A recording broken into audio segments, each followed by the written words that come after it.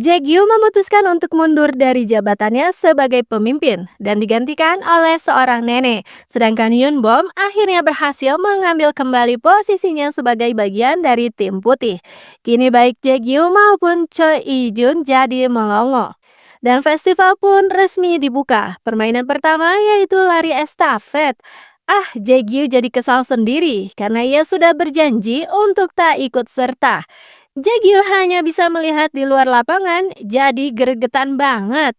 Sampai-sampai tenda digebrak-gebrak karena melihat timnya yang lambat. Ditambah Hangul malah membuang tongkatnya alih-alih memberikannya kepada Dongpyo. Alhasil tongkat itu pun digigit oleh Boomsik. Dongpyo jadi kesusahan untuk mengambilnya kembali dan momen ini pun dimanfaatkan oleh Sejin hingga akhirnya tim biru menang di cabang estafet.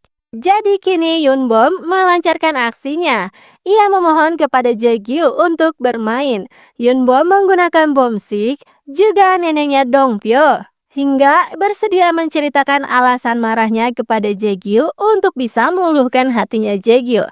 Tapi Jaegyu kini jadi bingung karena ia sudah berjanji kepada keponakannya tersayang.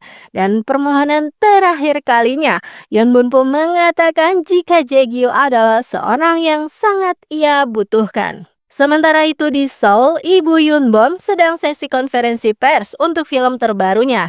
Namun ada wartawan yang malah melenceng dengan menanyakan isu tentang seorang guru di Seoul yang terlibat skandal. Di hadapan banyak orang sih, sang artis terlihat tak terguncang. Sementara itu, Choi Ijun kepanasan. Ia cemburu karena Yunbom lebih memilih sarapan yang diberikan oleh Jaegyu dibandingkan sup ayam kesukaan Yunbom. Jadi kali ini, Ijun pun terlihat sangat bertekad untuk menang. Babak kedua adalah tarik tambang. Sementara itu, Jaegyu masih saja mikir janji mana yang harus ia tepati. Dan begitu peluit hampir ditiup, semua pun langsung heboh karena pimpinan tim putih telah kembali. Jaegyu memutuskan untuk bermain. Dan di tim putih hanya Hangul saja yang tidak menyambut kembalinya si paman. Permainan tentulah sangat sengit, saling tarik-menarik sekuat tenaga. Choi Ijun jengkel sekali dengan janji palsunya Jaegyu, seperti dahulu. Entah apa yang sudah terjadi, padahal dulu keduanya sangatlah akrab. Bahkan, Ijun sampai mengasuh Hangul.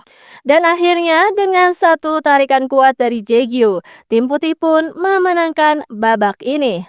Hangul cuma bisa pasrah karena ia tak senang dengan kemenangan timnya sendiri. Skor pun menjadi seri 2-2. Dan lomba terakhir adalah Pinata. Para peserta terus melemparkan pukulan ke arah Pinatanya masing-masing agar terbuka. Dan kali ini pun pemenangnya adalah tim putih. Mereka bersorak gembira, sedangkan tim biru juga Hangul hanya gigit jari. Bahkan Sejin sampai menangis. Tak jauh dari situ, seorang wanita memperhatikan Jaegyu dari jauh. Entahlah siapa wanita misterius ini. Sungguh pengkhianat. Hangul sebel banget sama pamannya. Jadi alasan sebenarnya apa? Dan akhirnya si paman pun terbata-bata, tak bisa berkata banyak. Namun si paman melancarkan serangan balik. Jadi kenapa Hangul tadi justru ingin tim putih kalah? Ternyata karena sama-sama sedang jatuh cinta pada wanitanya masing-masing. Senang akhirnya mendapatkan medali, Yeonbom bahkan sampai ngedance sambil bernyanyi. Tak sadar ia membayangkan Jaegyu sambil memeluk pohon pemberian Jaegyu. Sedangkan Sejin sedih sampai menangis karena timnya sudah kalah. Namun ia melihat tayangan ulang pertandingan tadi dan melihat Hangul yang terus tersenyum melihat dirinya. Jadi kini Sejin bertemu dengan Hangul dan dengan ragu bertanya, apakah Hangul menyukai dirinya?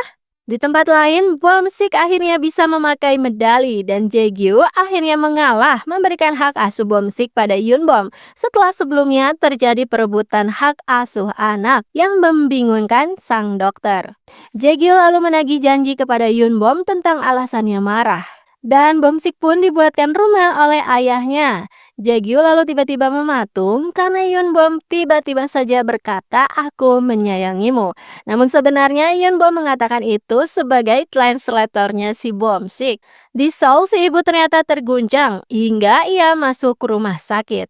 Sementara itu, Choi Ijun memutuskan untuk membuka kantornya di desa ini dengan membawa sang asisten. Dan karena saling menyayangi, keluarga kecil ini pun pergi jalan-jalan ke perusahaan tempat Jaegyu bekerja, tempat yang sangat indah.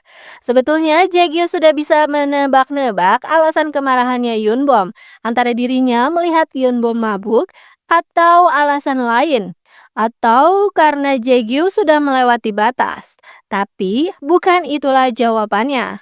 Yunbom mengatakan itu bukanlah salahnya Jaegyu, hanya saja ia takut jika dirinya lah yang akan melewati batas. Dan episode 5 berakhir.